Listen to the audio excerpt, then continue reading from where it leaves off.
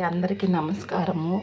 ఈరోజు పనగంటాకు తాలింపు చేసి చూపిస్తాను.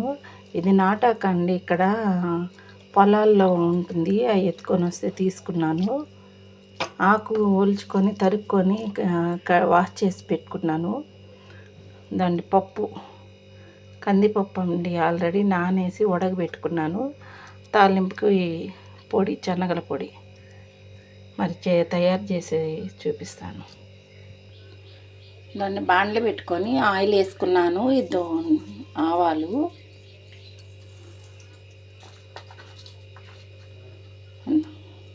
తెల్లగడ్డ కచ్చా పచ్చగా దంచుకున్నది,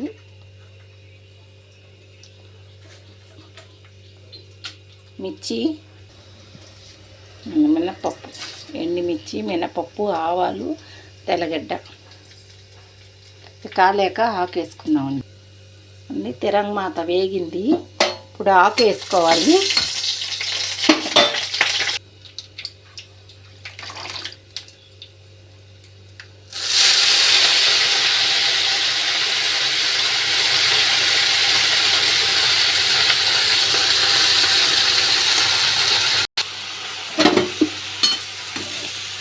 పనగంటాకు చాలా మంచిదండి ఆరోగ్యానికి, కంటికి మంచిది.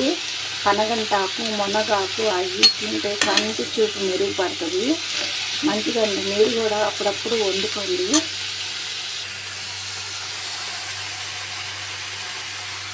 సాల్ట్ వేస్తున్నాను. ఆకుకూరకి ఎక్కువ సాల్ట్ పట్టదు, కొంచెం చాలు. పసుపు అన్నీ ఒక్క రౌండ్ని ఆకు కొంచెం ఆ పచ్చివాసన పోయేదాకా ఉడికేదానికి ఇందాక కందిపప్పు ఉడకబెట్టుకున్నాను కదా, ఆ వాటర్ కొంచెం వేస్తున్నాను, ఎక్కువ వద్దు. కందిపప్పు అయినా వేసుకోవచ్చు, పెసరపప్పు అయినా వేసుకోవచ్చు అండి.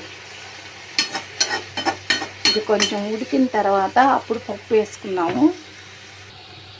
ఆకు దగ్గరికి వచ్చిందంటే కొన్ని ఉడికింది కొంచెం, ఇప్పుడు పప్పు వేసుకున్నాము. పప్పు వేసుకున్నానండి. ఇది కొంచెం ఆ చెమ్మ అంతా ఎగిరేదాకా ఉండించుకొని తర్వాత పొడి, మనం చేసుకున్న పొడి, మిరప్పొడి వేసుకొని ఆపేసుకున్నాం అంతే. చూసారు కదండి, కొంచెం పప్పు అన్నీ చెమ్మ పీల్చుకుంది, ఆకు కూడా ఉడికిపోయింది. పొడి వేసేసుకున్నాను. మిర్చి పౌడర్, మిరప్పొడి కూడా వేసేసుకున్నాను అండి. బాగా కలిపెట్టుకున్నాక అంతే అండి, అయిపోయింది. పనగంటాకు ఎంతో ఆరోగ్యకరమైంది.